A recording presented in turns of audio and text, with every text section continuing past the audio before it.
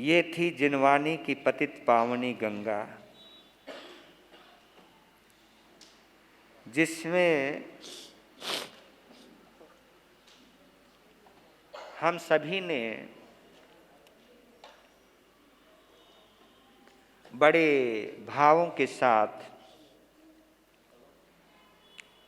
गोता लगाया।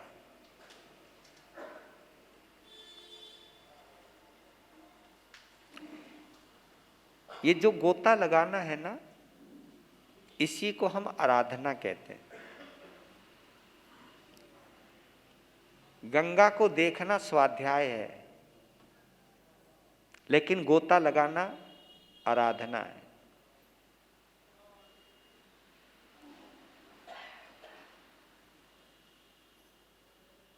जल को देखने से जल की शीतलता का अनुभव नहीं होता,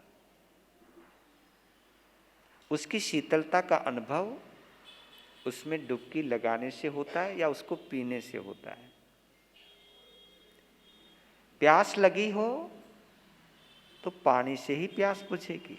ये जो पीना है ये आराधना है, ये जो डुबकी लगाना है ये आराधना है। आपको अंतर बतला रहा हूं, स्वाध्याय में और आराधना में क्या अंतर है।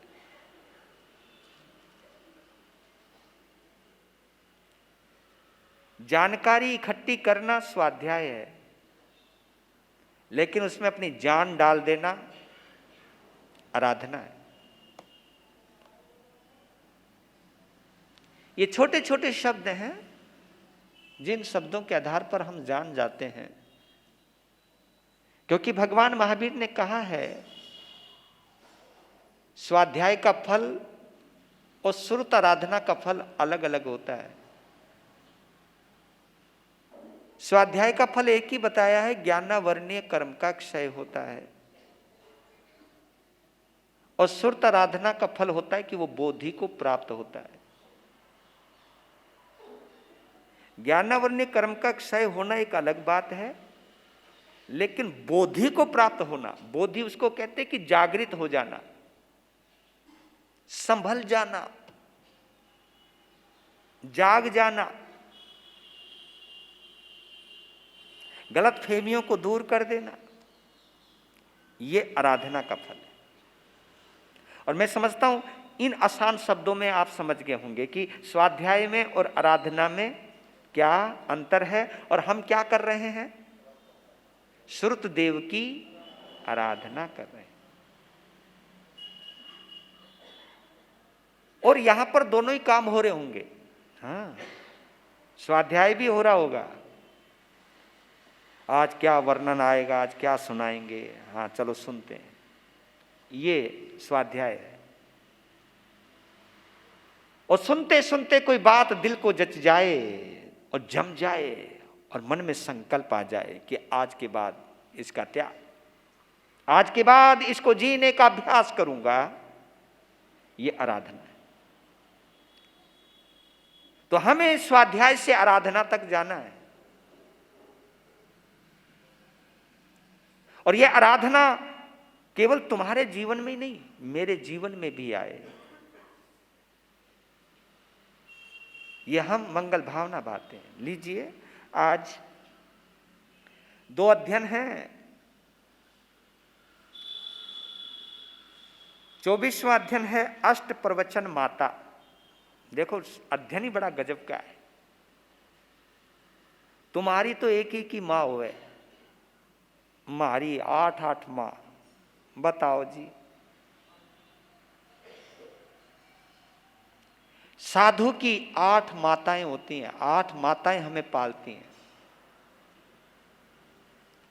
जो बहुत बड़े सेठ लोग होते हैं ना, वो अपने बच्चों को पालने के लिए पहले, आपने शास्त्रों में सुना भी होगा कि 5-5 ढाई माताओं ने उन बच्चों की परवरिश की। ढाई माता कहते पालने वाली माता को। ढाई माता नौकरी करती है, वो अपना पैसे के लिए पालती है।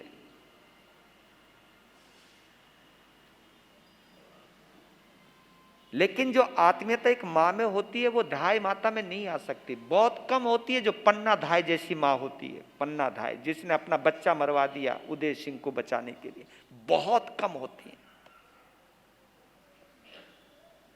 वो वास्तव में एक आदर्श माता हुई है पन्ना धाय। तो ऐसे संतों की 5 नहीं बल्कि 8 माताएं हैं, और उन 8 माताओं का नाम है 5 समिति और 3 गुप्ती। ये हैं अष्ट प्रवचन माता। समिति किसको कहते हैं और गुप्ती किसको कहते हैं, संक्षेप में समझ लेते हैं। समिति कहते हैं सम्यक प्रवृत्ति को, और गुप्ती कहते हैं सम्यक निवृत्ति को।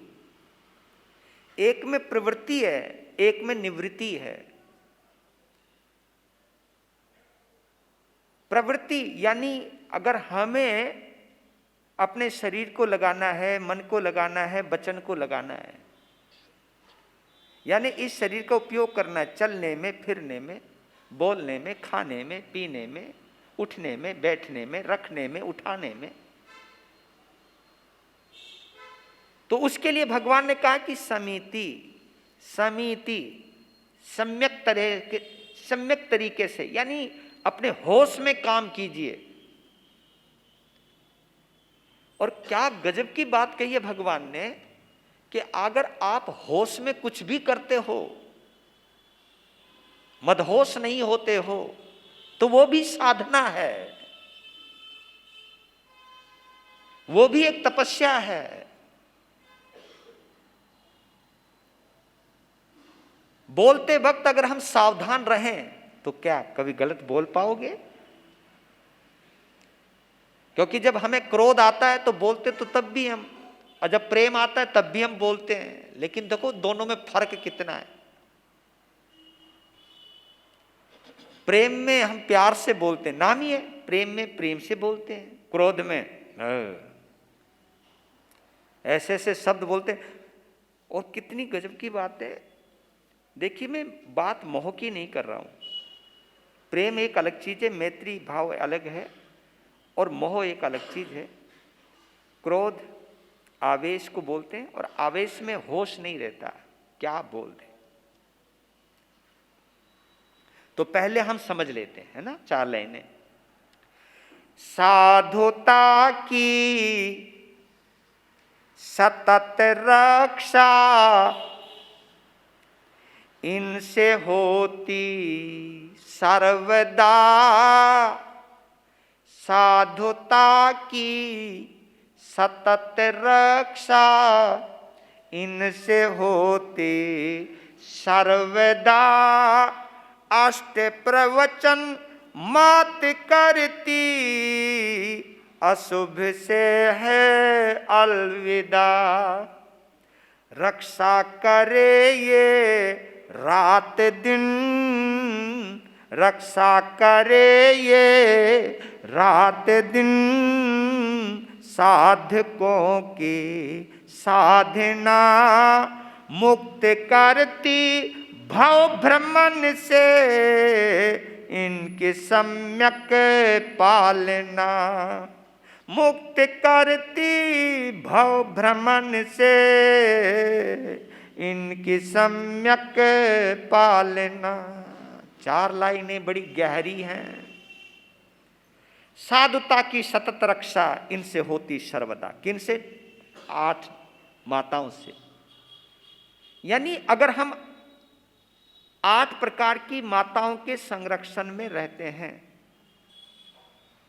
यानी हमें अपनी माता का ध्यान रहता है और माता के साथ रहते हैं, बस कहने का भाव यह है। क्योंकि मां को बोलने से मां नहीं होती है, मां के साथ रहने से मां होती है।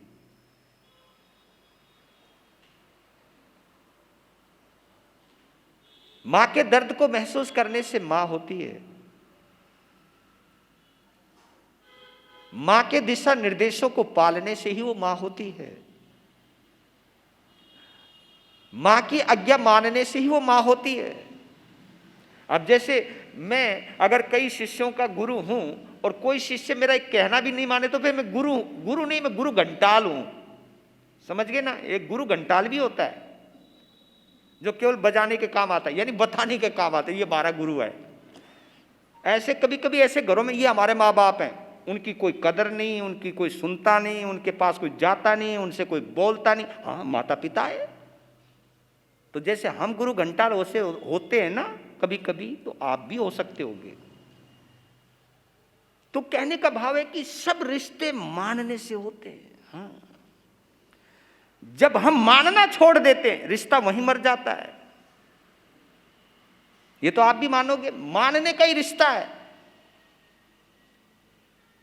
मानो तो बिना खून का भी अपना रिश्ता होता है, और नहीं मानो तो खून का रिश्ता भी बेगाना होता है। ये मानने से होता है। और शायद इसी आधार पर एक बात कही है, पत्थर के लिए बोली है। देखो, पत्थर के लिए एक शब्द बोला है, अगर आपने सुना हो,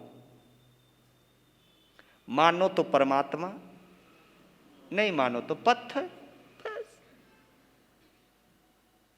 मानो तो परमात्मा, मानो तो पत्थर भी परमात्मा है, नहीं मानो तो पत्थर तो है ही। तो हमने पत्थर को परमात्मा बनाया है या परमात्मा को पत्थर का बना दिया है, यह निर्णय तो स्वयं करना है। यह विशेषता हमने अपने अंदर लानी है।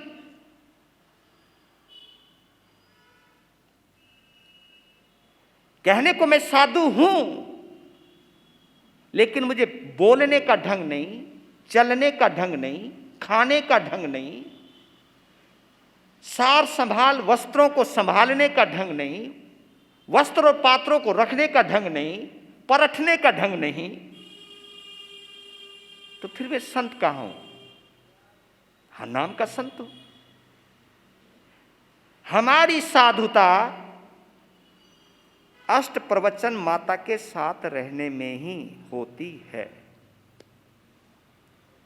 अगर हम मां का साथ छोड़ देंगे, और देखिए कितनी गजब की बात है, हमारी तुम्हारी जन्म देने वाली मां जरूरी नहीं है वो हमेशा साथ रहे, हो सकता है जन्म देकर गुजर जाए, लेकिन ये वो मां है जो संत जीवन को जन्म देती है और उसे मरते तक साथ में रहती है। अगर मैं ही अपनी मां को छोड़ दूं तो बात अलग है, लेकिन ये मां बीच में कभी गद्दारी नहीं करती, ये मां कभी हमें छोड़ करके नहीं जाती, ये मां हमारे साथ रहती है, बेशक हम मां को छोड़ दें। अगर हम मां के साथ रहते हैं तो ये मां हमारी परवरिश करती है, और परवरिश ही नहीं करती है बल्कि जन्म मरण से मुक्त कर देती। ये वो वाली मां है। शरीर को जन्म देने वाली मां हमको संसार से जोड़ती है, लेकिन ये अष्ट प्रवचन माता हमें मुक्ति से जोड़ती है। इसलिए यह अद्भुत मां है। मैं परमात्मा प्रभु महावीर को नमन करता हूं कि आपने आखिरी वक्त में, आप बेशक से गए, निवृत्त हो गए, चले गए, निर्वाण को प्राप्त हो गए, लेकिन जो ये मां देकर के आप हमको गए हो, ये आपका अनंत उपकार है। आपका अनंत उपकार है भगवान। अगर प्रभु महावीर हमारे परम पिता परमात्मा हैं, तो ये हमारी एक नहीं, दो नहीं, बल्कि 8 माताएं।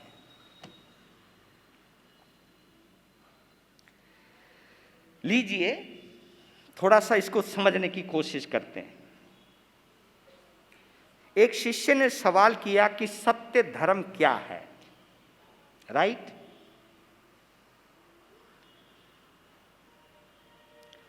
मतलब सत्य धर्मस्य किम नाम जिज्ञासित मिदम मम, सवाल है। इस श्लोक के अंदर एक सवाल है, तो इसका एक जवाब दिया है, अशुभेन शुभस्यायम संघर्षः धर्मः उच्यते। धर्म की क्या गजब की परिभाषा दी है कि सच्चा, सत्य धर्म का मतलब है सच्चा धर्म, सच्चा धर्म है ना। ये सच्चा और झूठा चलता रहता है, भाई भाई ये तेरे सच्चे माता पिता हैं क्या? ऐसा बोलते हैं। सच्चे का मतलब होता है जन्म देने वाले माँ बाप हैं। ये तुम्हारे सच्चा बोलो, ये सगा बोलो, सगा है ना, सच्चा बोलिए, ये सगा बोलिए, बात एक ही है। सगे माता पिता, सगे भाई बहन, सगा रिश्ता। जो सगा यानी सगा रिश्ता उसको कहते हैं जो समाज के द्वारा प्रतिष्ठित है, समाज के द्वारा समर्थित है, समाज ने जिसके ऊपर मोहर लगा रखी है उसको हम बोलते हैं। तो ये जिन शासन जिस पर मोहर लगाता है वो सच्चा धर्म कहलाता है। और सच्चा धर्म कौन सा है?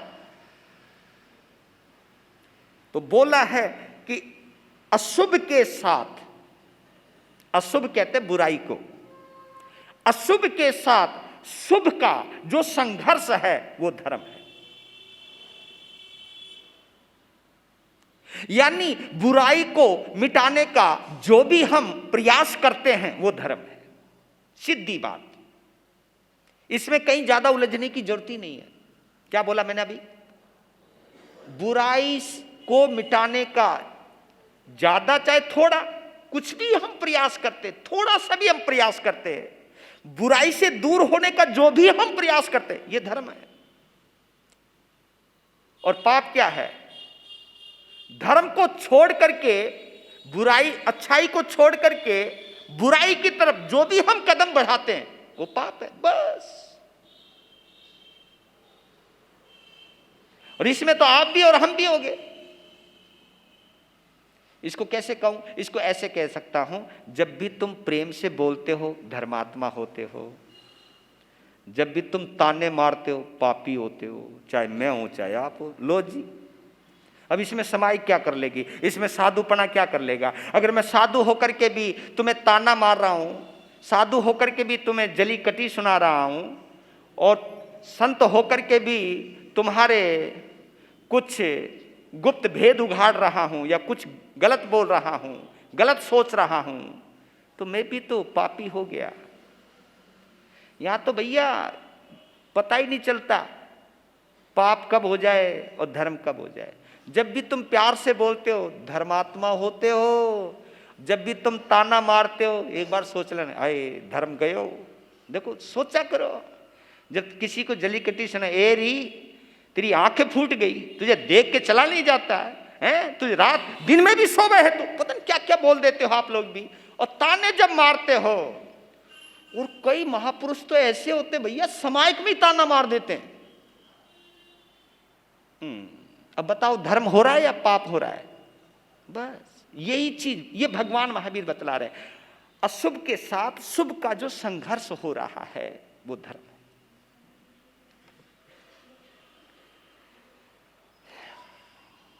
और ये याद रख लेना,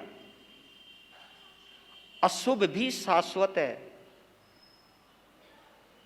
और शुभ भी शाश्वत है, धर्म भी शाश्वत है, अधर्म भी शाश्वत है। हमें किसे चुनना है ये निर्णय खुद करना है।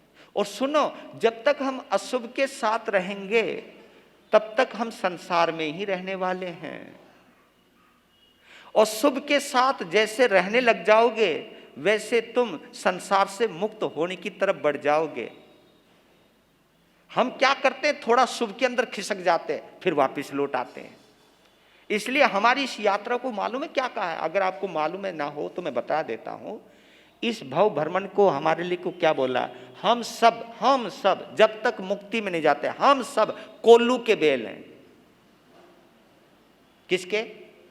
वो देखो सुबह से लेकर शाम तक चलता रहता है। कौन है? कोल्लू का बैल, लेकिन पहुंचता कहीं नहीं।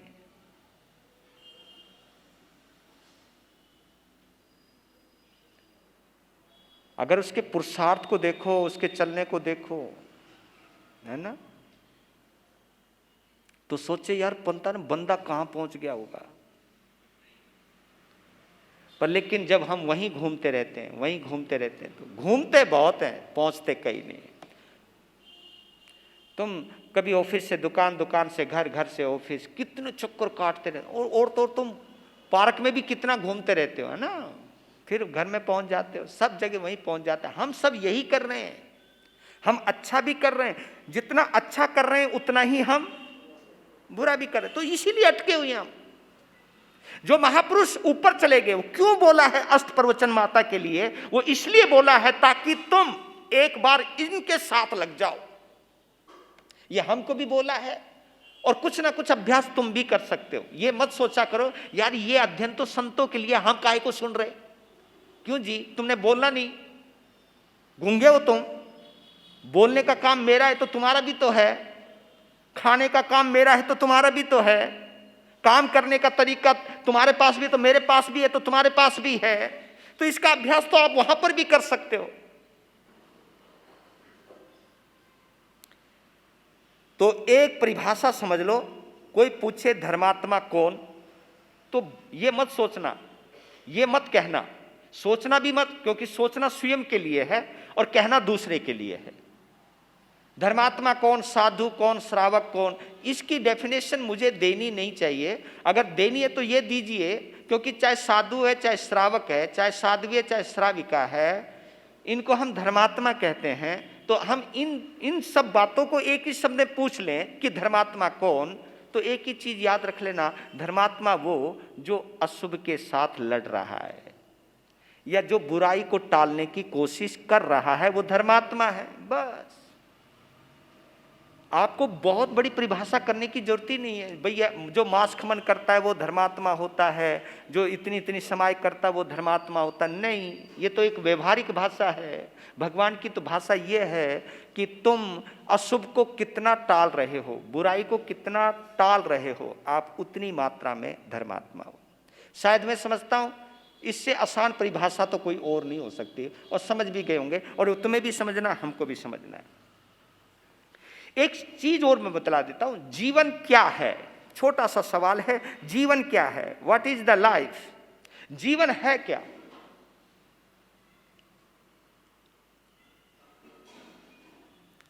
अगर हम अपने जीवन की कल्पना करें तो तुम्हें क्या मिलेगा? कई लोग तो कहते कि मन, वचन और काया है, इसी को तो जीवन कहते हैं हम। बोल तो दो। मन, वचन,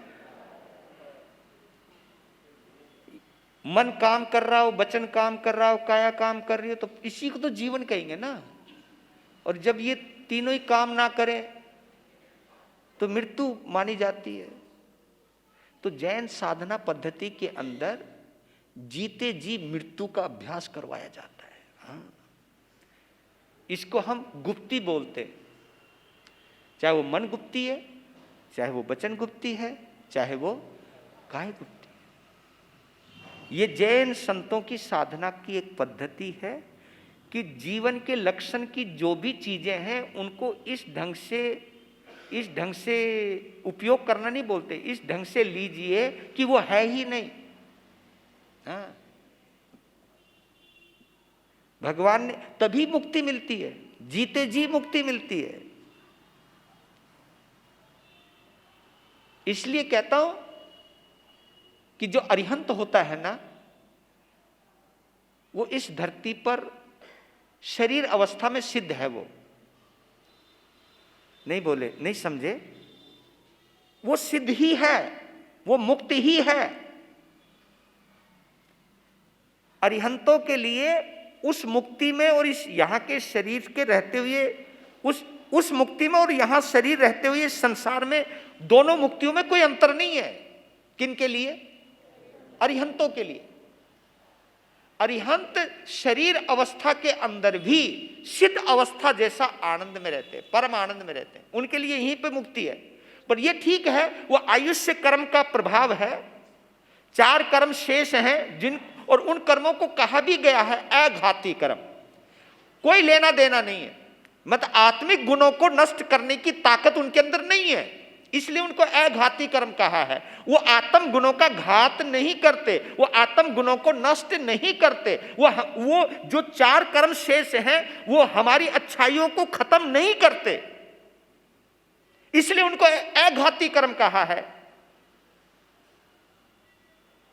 तो अरिहंत जो होते हैं इस धरती पर रहते हुए भी मुक्ति का आनंद लेते हैं। और हम लोग, जबकि हमें संत हैं, हमें अभ्यास करना चाहिए इस चीज का। और मुझे तो कभी कभी लगता है, बुरा ना मानो, तुम क्यों बुरा मानो, बुरा मानूंगा तो मैं ही मानूंगा है। एक बात कहता हूं, कभी कभी है ना, तुम लोगों से ज्यादा चिंता हमें हो जाती है। नो कि ना महाराज जी ऐसा तो ना बोलो, हम तो अपनी चिंता भी थारे पास ही मिटाने के लिए आए हैं। नो कि तभी तो हमारी कमी थी क्या, तुम अपनी ओर डालने आ जाते हो। मतलब संत ज्यादा चिंतित रहने लग गया है, ये आश्चर्य की बात है। और तुम्हारी चिंता से मुझे कोई खतरा नहीं है, मैं तुम्हारी चिंता करूं तो कोई बुराई भी नहीं है। लेकिन चिंता कौन सी कहलाती है? चिंता ये कहलाती है, हाय प्रवचन में लोग आएंगे या नहीं आएंगे, अब ये कोई टेंशन है? हाय यार तेरा रुतबा बहुत है, फंक्शन में इतने लोग आएंगे या नहीं आएंगे, लोग कम आएंगे तो लोग सोचेंगे महाराज में कुछ है ही नहीं। बिना मतलब की चिंताएं लेकर के भैया हम बैठ जाते हैं। अब ये है चिंता, जब हमें अपने मान अपमान प्रतिष्ठा की इच्छाएं जागृत हो जाती हैं और उनको सुरक्षित करने के अंदर हम जुट जाते, ये चिंता है। ये चिंता वास्तव में कर्म बंधन का कारण बनती है, समाज के विघटन का कारण बनती हैं। ये महत्वाकांक्षाएं जो हमारे अंदर आ जाती है, संत होते हुए हमारे अंदर महत्वाकांक्षा, ऐसा होना चाहिए, ऐसा होना चाहिए, ऐ ठाट बाट होना चाहिए, इतनी अठाइयां होनी चाहिए। और संत बोलते रहते, पिछले साल तो तूने अठाई करी थी, इस बार क्या हुआ, उस समय तेरे गुरु महाराज थे इसलिए कर ली। और ऐसे ऐसे ताने भी मार देते साधु भैया। ये समझने वाली बात है, ये हमारी अशांति का कारण है। तो इसलिए कहता हूं कि गृहस्थी चिंता में रहे, जचता है, लगता है, क्योंकि उसके पास चिंता की वजह है, सामाजिक जीवन है उसका, उसको हर रिश्ते निभाने भी है, हर चीज देखनी है, मान प्रतिष्ठा देखनी है। वहां बाल बच्चों का विवाह कहीं ना कहीं प्रतिष्ठा से जुड़ा है, मान सम्मान से जुड़ा हुआ है, उसको हर चीज के लिए सोचना है। ये मुझे सोचने की जरूरत नहीं है। अगर जो चिंताएं तुम्हारी हैं, अगर वैसी ही चिंताएं मेरी हैं, अब बताओ तुम्हारे में और मेरे में फिर अंतर क्या रह गया? मैं भी तो गृहस्थी हो गया ना, क्या फर्क हुआ कि मैं यहां बैठ गया हूं? अगर सेम चिंताएं जो तुम्हारी हैं वही चिंता मेरी बन गई, तो फिर मेरे में और तुम्हारे में कोई अंतर नहीं। उस चिंता को मिटाने के लिए भगवान महावीर ने यह अष्ट प्रवचन माता की बात बोली। अष्ट प्रवचन माता की मन गुप्ती, मन कहते हैं मन को कंट्रोल में कर, मन को खत्म कर, विचारों को खत्म कर, निर्विचार हो जा। वचन गुप्ती जो अंदर की बुदबुदाहट है, एक मौन दो तरीके का होता है। वचन गुप्ती अलग है और मौन होना अलग है। हाँ, मैं तुमसे ना बोलूं ये मौन हो सकता है, मैं शब्दों का प्रयोग ना करूं ये मौन हो सकता है, लेकिन अंदर से शब्द मिट जाएं वो वचन गुप्ती है। नहीं तो हम तो इशारे करते रहते मन। और मैं कभी कभी कहता हूं इतना ऊ करने की बजाय बोल ही लेना, बोल ही ले। ये इतना सामने वाला परेशान, वो भी नहीं समझ रहा है और तू भी नहीं समझा रहा, और वो नहीं समझ रहा तो तुझे और गुस्सा आ रहा है, ये समझ क्यों नहीं रहा है? यार इतना पचड़ा में पढ़ने की जरूरत है, बोल बाल के खत्म करना बात को। कभी कागज लिखते रहते, कभी स्लेटें लिखते रहते, कभी कुछ करते रहते हैं, और वो मौन। वाह जी वाह। ये जो चीजें होती हैं, मौन का मतलब, वचन गुप्ती का मतलब, इसलिए कहता कि मौन शब्दों का होता है और वचन गुप्ती यानी शब्दों को विराम मिल जाए, अंदर विचार ही उठने, विचार शब्द ना बने, विचार शब्द ना बने। क्योंकि इसलिए मन गुप्ती पहले बोला गया। मन गुप्ती होगी तो वचन गुप्ती अपने आप हो जाएगी। और देखिए तीसरा चमत्कार, और अगर मन शांत हो गया, वचन शांत हो गया, तो काया, हाँ काया वहीं जाम हो जाती थी। जाम क्या समझते हो? जैसे कोई मेरा बंदा आया, मेरा परिचित बंदा आया, प्यारा बंदा आया, पहले तो आंखें खुल गई है ना जी, और फिर विचार हो यार इतने दिन के बाद आया, ये शब्द आती, फिर हाथों में भी हरकत है। मतलब सब चीज, ये जो बॉडी काम कर रही है, वचन काम कर रहे हैं, ये सब मन से कनेक्टेड है। मन काम करने लग गया, वचन काम करने लग गया, काया काम करने लगी। मन को अगर विश्राम मिल गया, वचन अपने आप शांत हो जाएगा। वचन अगर शांत हो गया तो काया अपने आप ही शांत हो जाएगी। ये काया, ये साधना है। तो इसलिए भगवान महावीर ने कहा जिन शासन के अंदर कि अगर प्रवृत्ति करनी है तो सम्यक प्रवृत्ति करो, तरीके से करो, सभ्यता के साथ करो, संस्कृति के साथ करो। एक सभ्य हो, आप साधु हो, उस ढंग से करो। काम करो तो ढंग से करो, और काम नहीं करना है तो विश्राम करो। ये है, मैं जहां तक समझता हूं, इससे आसान परिभाषा समिति और गुप्ती की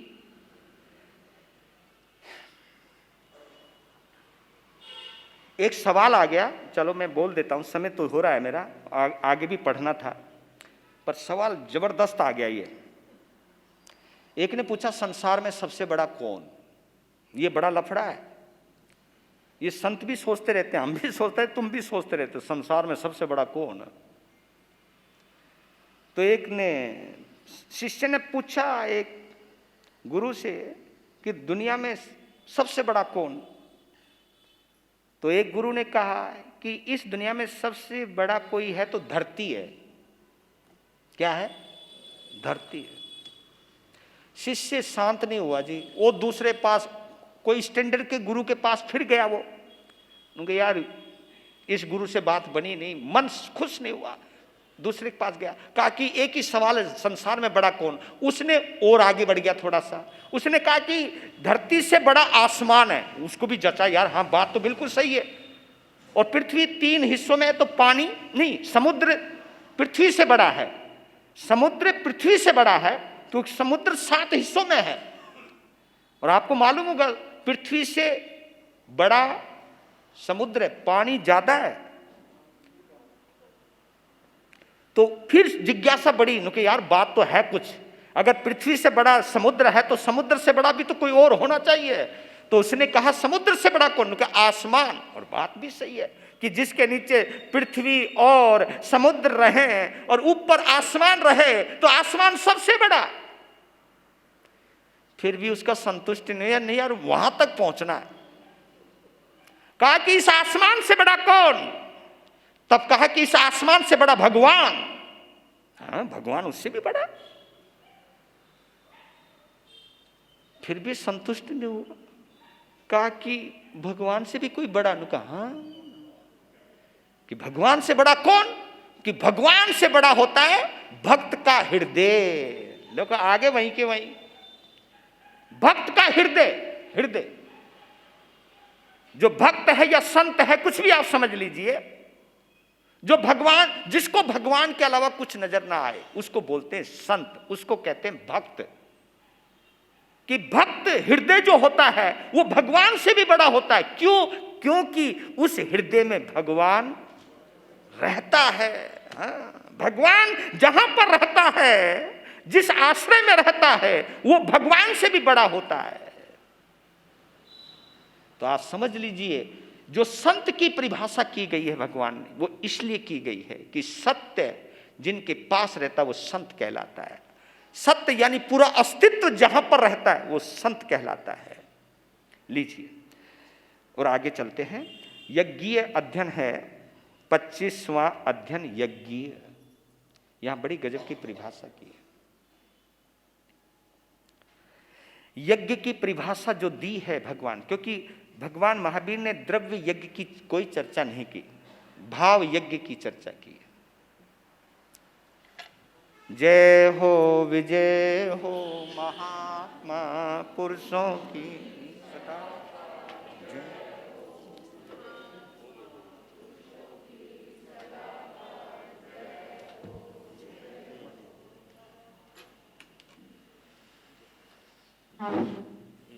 हमारी शान आ गई है, हैं? बैठ जाइए।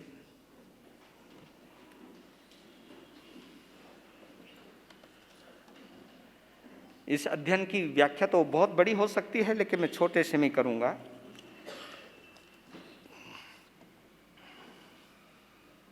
चार लाइनों में इस अध्ययन का सार समझ लेते हैं, क्योंकि आज कुछ और भी हैं, एक महानुभाव आए हुए हैं, उनको समय भी देना है थोड़ी देर के लिए।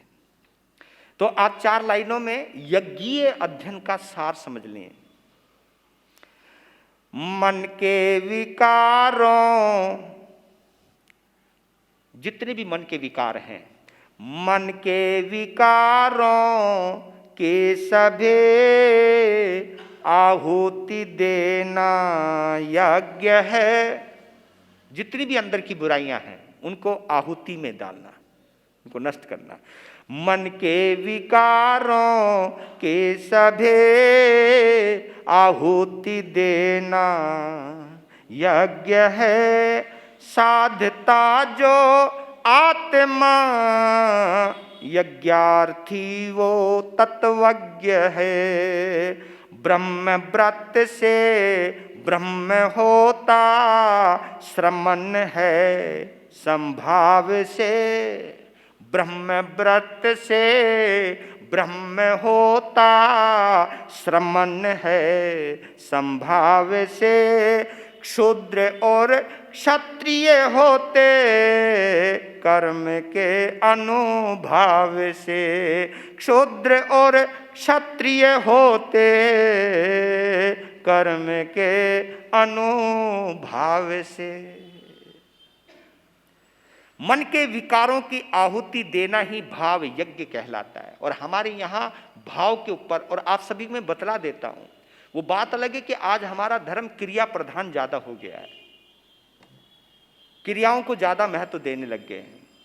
क्रिया दिखाई देती है इसलिए उसका महत्व है, और क्रिया का महत्व नहीं है ये मैं कभी मना नहीं करता हूं। क्रिया का अपना महत्व है, पहला प्रभाव क्रिया का ही पड़ता है, लेकिन भगवान ने कहा है कि क्रिया के आगे भी बढ़ो।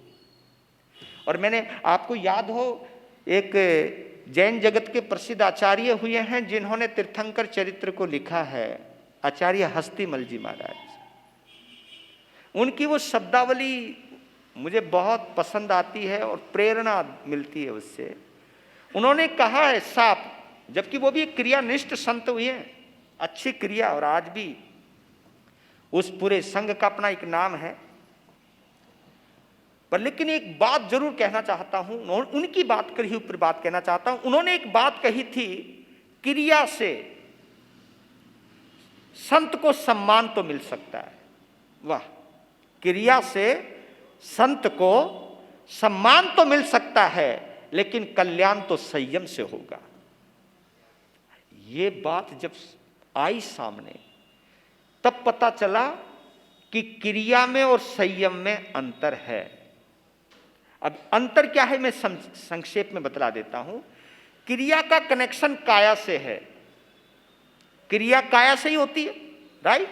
क्रिया का कनेक्शन काया से है, और मैं इस काया के द्वारा अगर मैं अतापना ले रहा हूं, नंगे पांव चल रहा हूं, केश लुंचन करवा रहा हूं, मैं शीर्षासन कर रहा हूं, या कुछ भी क्रिया से काया के द्वारा कुछ भी कर रहा हूं, मांस खमन कर रहा हूं, तो उसका प्रभाव सामने वाले पे पड़ता है। तो क्रिया का कनेक्शन काया से है, तो क्रिया के द्वारा हमें सम्मान मिलता है, लेकिन कल्याण संयम से होता है। यह शब्द कौन सा आया? तो क्रिया की पालना काया से होती है और संयम की पालना मन से होती है।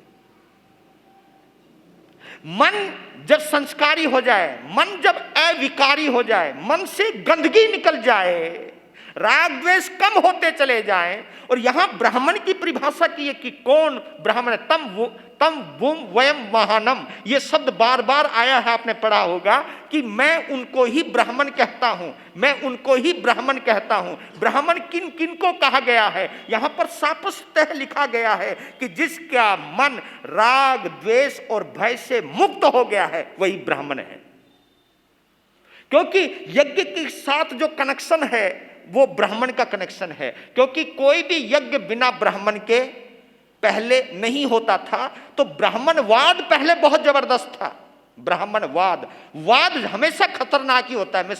मैंने कल भी बोला था, जहां वाद है वहां विवाद जरूर होगा, और जहां विवाद है वहां संवाद की कोई संभावना नहीं रहती, कोई डिस्कशन नहीं होता वहां पर, बस डिबेट होता है। वहां डिबेट बांटता रहता है, बांटता रहता है, बांटता रहता है, संघर्ष होता है, जहर उगलते रहते हैं। तेरे बाप ने ये किया, तेरे नेता ने ये किया, तेने वो किया, तेरे गुरु ने ये किया। ये जो आक्षेप लगाए जाते हैं, किसी न किसी संत और साधुओं की, सतियों की जो भी इज्जत का चीरहरण होता है, आप करो या मैं करूं, कोई भी करो, ये डिबेट में होता है, डिस्कशन में नहीं होता। डिस्कशन तो ये कहता है कि हम सब छद्मस्त हैं, गलती किसी से भी हो सकती है। देखिए,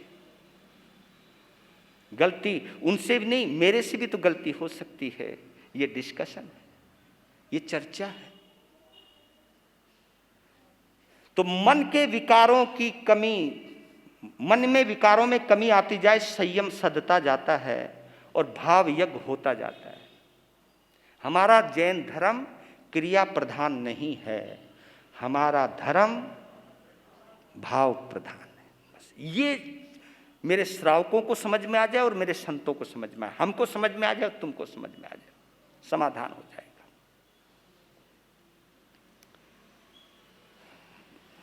ब्राह्मण उसको कहते हैं जो ब्रह्म को जानता है, ब्रह्म में रमण करता है। ब्रह्म आत्मा को कहते हैं, ब्रह्म आत्मा को कहते हैं। जो आत्मा के पास रहता वही ब्राह्मण है। ब्राह्मण की कई परिभाषाएं हैं, बाद में कर लेंगे। और श्रमण भी कहा है। श्रमण किसको? उसको कहते जो संभाव में रहता है वो श्रमण होता है। तो इसलिए हमारे यहां जैन धर्म के अंदर जात पात नहीं है, जात पात मानी ही नहीं।